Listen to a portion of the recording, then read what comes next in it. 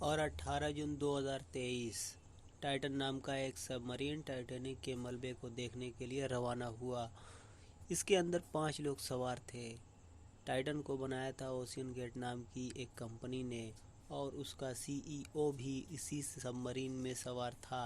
ये submarine Titanic के मलबे तक तो पहुंच गई पर वापस लौट नहीं पाई। करीब 90 घंटे तक लगातार खोजा गया पर सभी के सभी नाकाम रहे। आखिर क्या हुआ था इस सबमरीन के साथ, इसमें बैठे लोगों के साथ? आइए पूरी कहानी और ओशियन गेट कंपनी के काले सच को आज आपके सामने रखा जाए। 17 जून 2023 एक ब्रिटिश बिजनेसमैन हार्मिश हार्डिंग ने अपने फेसबुक में पोस्ट किया कि कल मैं टाइटैनिक के मलबे को देखने जा रहा हूँ। इससे पहले भी ये स्पेस से इवन मारियाना से घूमकर वापस आ चुके थे। अगले दिन वो नॉर्थ अटलांटिक ओशियन पहुंच गए जहां पर उनकी मुलाकात शहजादा और सुलेमान से हुई। ये दोनों बाप बेटे थे। दोनों फादर्स डे पर कुछ नया करने के लिए टाइटैनिक को देखने का प्लान बनाया। हालांकि सुलेमान का बेटा काफ़ी डरा हुआ था लेकिन बाप की ज़िद की वजह से वह साथ देने के लिए चला गया। इसके अलावा पॉल हेनरी और ओशियन गेट कंपनी के फाउंडर स्टॉकटन रस थे। कुल 5 लोग समुंदर की गहराई में जाकर टाइटैनिक के डूबे हुए मलबे को देखने वाले थे। 18 जून सुबह के करीब 9:30 बजे टाइटन नाम के सबमरीन में पांचों ने गोता लगाया। समुंदर की सतह में एक मदरशिप भी था, यानी कि हम उसे सबमरीन नहीं कह सकते। सबमरीन वो होता है जो अपनी ही टेक्नोलॉजी को इस्तेमाल करके अब पानी के अंदर जा सकता है और अपने ही बल पर ऊपर भी आ सकता है। उसे किसी की भी ज़रूरत नहीं पड़ती। लेकिन एक सबमर्सिबल को मदरशिप की ज़रूरत पड़ती है। इसलिए हम टाइटन को सबमरीन नहीं बल्कि सबमर्सिबल कह सकते हैं। खैर, ये टाइटन सबमर्सिबल हर कुछ घंटों में एक सिग्नल भेजता था अपने मदरशिप के पास। समुद्र की सतह में मौजूद शिप के लिए ये एक सबूत था कि टाइटन महफूज है। करीब 1.5 घंटे के सफ़र में लगातार शिप के कांटेक्ट में था, लेकिन अगले ही पल करीब 11:55 में शिप का कांटेक्ट टाइटन से टूट गया। अब आगे क्या किया जाए, इसका जवाब किसी के पास नहीं था। समुद्र की सतह पर मौजूद शिप के कंट्रोलर्स बस इंतज़ार कर सकते थे कि कब ये अपने वक्त के मुताबिक ऊपर आ जाए। दरअसल शिप के कंट्रोलर्स को ये लग रहा था कि कुछ टेक्निकल खराबी हुई होगी। समुद्र की गहराई में अक्सर ऐसा हो जाता है। टाइटन को करीब 4 से 5 घंटे के अंदर ही समुद्र की सतह पर वापस लौट आना था, लेकिन 5 घंटे से भी ज़्यादा वक्त गुजर गया मगर टाइटन लौट कर नहीं आया और न ही इसका कुछ पता चल पाया। अब यहाँ पर उल्टी गिनती शुरू हो चुकी थी। एक ऐसा टाइमर जो करीब 90 घंटे तक चलने वाला था, क्योंकि आने वाले 90 घंटे में टाइटन के अंदर मौजूद ऑक्सीजन ख़त्म होने वाला था। इतने घंटों में अगर उसे खोज न निकाला जाए तो दम घुटने से सभी की मौत होने वाली थी।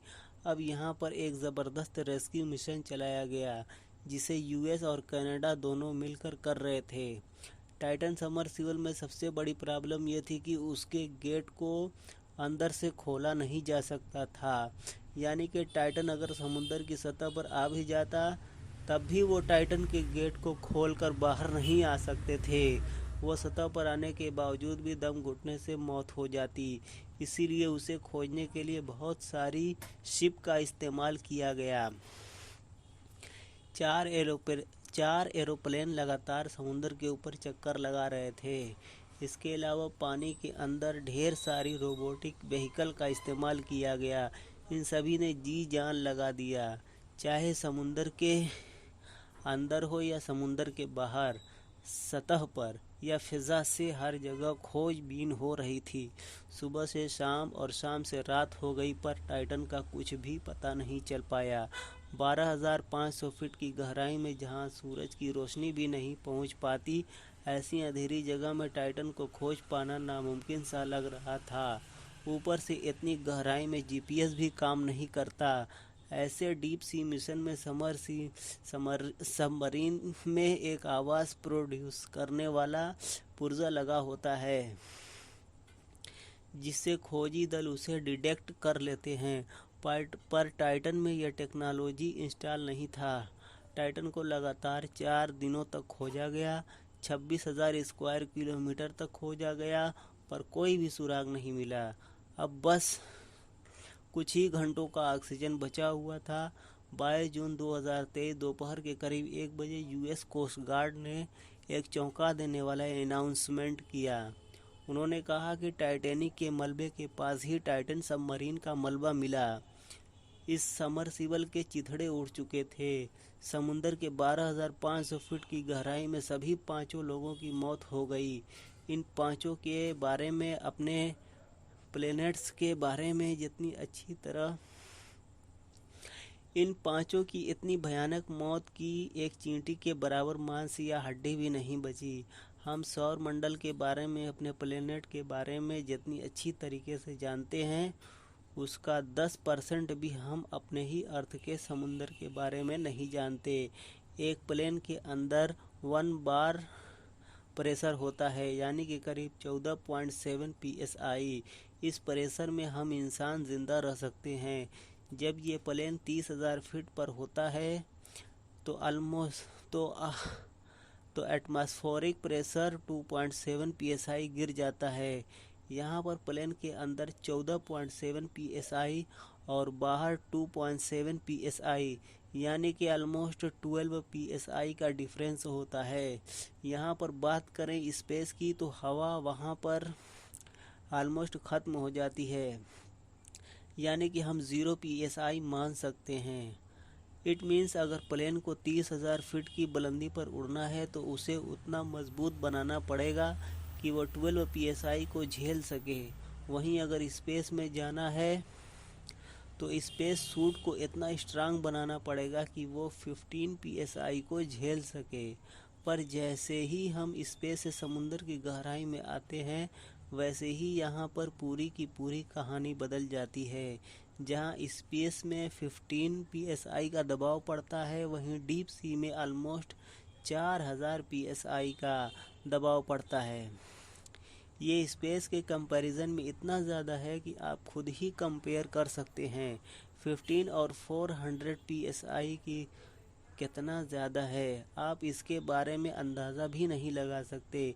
इतने प्रेशर में अगर टाइटन में एक भी होल बन जाए तो समझो वो ब्लास्ट हो जाएगा। यहाँ पर ब्लास्ट वर्ड का इस्तेमाल करना गलत होगा, क्योंकि यहाँ पर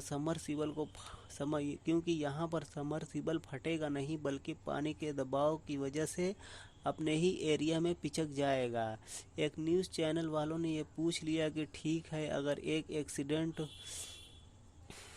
हो गया तो उन 5 के बॉडी को कैसे रिकवर किया जाएगा। ओशियन गेट कंपनी अब कैसे समझाए कि जिस डीप सी में समरसिबल फटा होगा वहाँ पर एक टुकड़ा भी नहीं होगा। एक चने के दाने के बराबर का टुकड़ा भी नहीं मिलने वाला। सब कुछ धूल बनकर ख़त्म हो गया सिर्फ 0.3 सेकंड में। नाउ चलो ठीक है, बॉडी के साथ जो हुआ सो हुआ, लेकिन टाइटन में ये इम्प्लोजन कैसे हुआ, आखिर क्या वजह थी। दोस्तों, जब मैंने इस केस पर थोड़ी बहुत रिसर्च किया तो मेरे तो रोंगटे खड़े हो गए।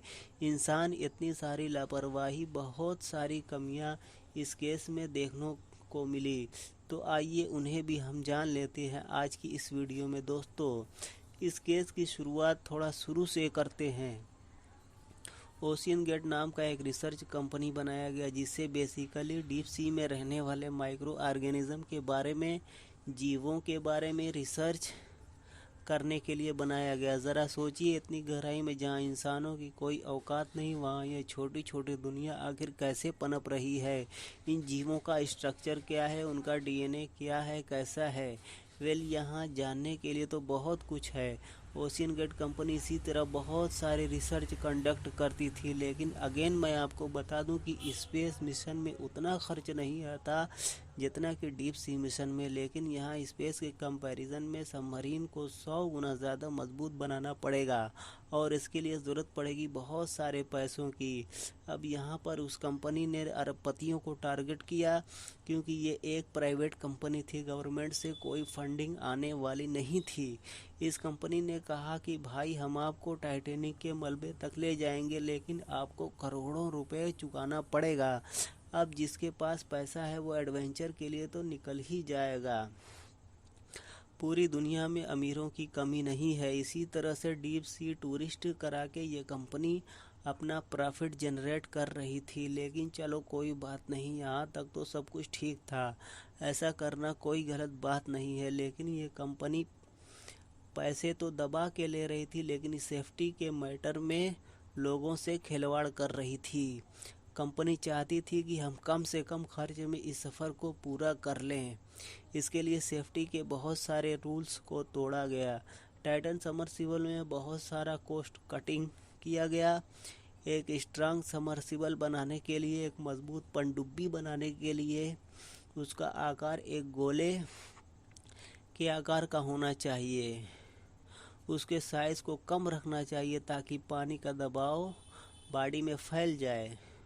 गोलाकार एक बेस्ट ऑप्शन होता है, लेकिन उसमें जगह की कमी होती है, इसलिए गोलाकार के बाद एक दूसरा ऑप्शन है कि पनडुब्बी को कैप्सूल शेप में बनाया जाए।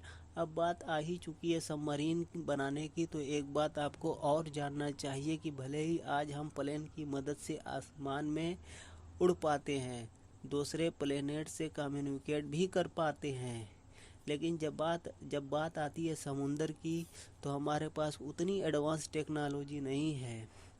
पूरी दुनिया में सबमरीन बनाने वाली कंपनी मुश्किल से 4-5 मिलेगी, वो भी मिलिट्री सबमरीन होते हैं।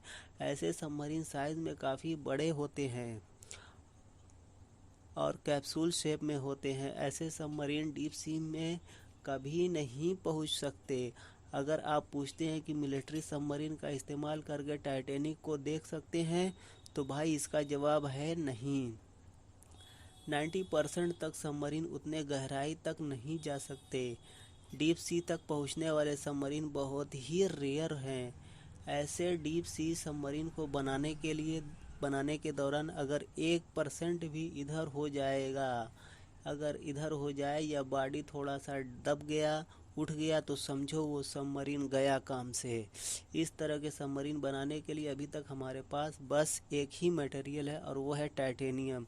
टाइटेनियम कभी हार मानने वाला नहीं, चाहे उसे टाइटैनिक के मलबे तक पहुंचा दो या फिर मारियाना ट्रेंच के पास पहुंचा दो, टाइटेनियम कहेगा कोई बात नहीं, मैं झेल सकता हूं। ओशियन गेट कंपनी ने अपने टाइटन सबमर्सिबल को स्पेरिकल नहीं बनाया। इसके अलावा दूसरा डिज़ाइन कैप्सूल स्ट्रक्चर भी नहीं बनाया। उसका डिज़ाइन कुछ इस तरह था कि कैप्सूल के अंदर थोड़ी सी जगह थी, उसमें पांचों को बैठना था। 2 छोटे छोटे स्क्रीन लगे हुए थे, सामने एक बड़ा सा शीशा लगा हुआ था जिससे अंदर बैठे हुए लोग बाहर के नज़ारे को देख सकते थे। यहाँ पर यह गिलास छोटा दिख रहा है, लेकिन हकीकत में उसकी साइज़ बहुत बड़ी थी। इतना बड़ा शीशा लगाना बहुत गलत डिसीज़न था। इतनी सारी गलतियों के बाद इस कंपनी ने एक सबसे बड़ी गलती कर दी, उसका कॉस्ट कटिंग करके, यानी कम लागत में तैयार करके। डीप सी मिशन में टाइटेनियम एक परफेक्ट मटेरियल है। एक बार टाइटेनियम का सबमरीन बन गया तो समझो सोचना ही नहीं है। लेकिन ओशियन गेट कंपनी ने टाइटन में टाइटेनियम का कम और कार्बन फाइबर का ज़्यादा इस्तेमाल किया। कार्बन फाइबर हर जगह बेटर परफॉर्म नहीं कर सकता, पर डीप सी मिशन के लिए ये नहीं बना। कार्बन फाइबर एक स्ट्रक्चर टाइप मटेरियल है, जबकि टाइटेनियम बल्क मटेरियल है, ये ज़्यादा मजबूत होता है। कार्बन फाइबर में अगर एक भी फैब्रिक टूट गया या डैमेज हो गया तो यह डिटेक्ट नहीं होने वाला, ये रिपेयर भी नहीं हो सकता। ऐसे में सबमरीन का काम तमाम हो सकता है। अगर यह डीप सी में चला जाए, अगर किसी सबमरीन को 2-4-500 मीटर अंदर जाना है तब उसका इस्तेमाल किया जा सकता है, लेकिन जब बात आती है डीप सी मिशन की तो भाई कार्बन फाइबर को भूल जाओ, आंख बंद करो और सीधे टाइटेनियम का इस्तेमाल करो। लेकिन यहाँ पर ओशियन गेट कंपनी ने आंखें बंद करके टाइटेनियम को इग्नोर कर दिया। अब ऐसा भी नहीं है कि इस बात पर कोई कंप्लेन नहीं हुआ। समुद्र के जानकार कई सारे साइंटिस्ट ने टाइटन पर सवाल उठाया कि ये सेफ तो बिल्कुल भी नहीं है। इवन टाइटन को बनाने वाले इंजीनियर डेविड ने खुद ये कहा कि टाइटन टाइटैनिक के मलबे तक जाने के लायक नहीं है, इसमें सेफ्टी का बहुत सारा खतरा है। इसके टेस्टिंग के दौरान 3800 फीट के बाद सबमरीन में क्रैक्स आने लगे थे। यहाँ पर डेविड ने अपने बयान में कहा कि 3000 फीट भी जाने के लायक नहीं है। टाइटन की सेफ्टी पर जब इतने सवाल उठने लगे तो टाइटन के फाउंडर सीईओ ने डेविड को बाहर का रास्ता दिखा दिया और उसी टाइटन सबमरीन ने उस फाउंडर की भी जान ले ली। तो फिलहाल इस वीडियो में अभी तक के लिए बस इतना ही। वीडियो अच्छी लगी तो लाइक कर देना और अगर बुरी लगी तो डिसलाइक कर देना, लेकिन दोनों ही सूरतों में हमारे चैनल को सब्सक्राइब कर देना, इसलिए कि हमारे चैनल में सीखने समझने के लिए बहुत कुछ है। तो मिलते हैं अगले किसी नई वीडियो में।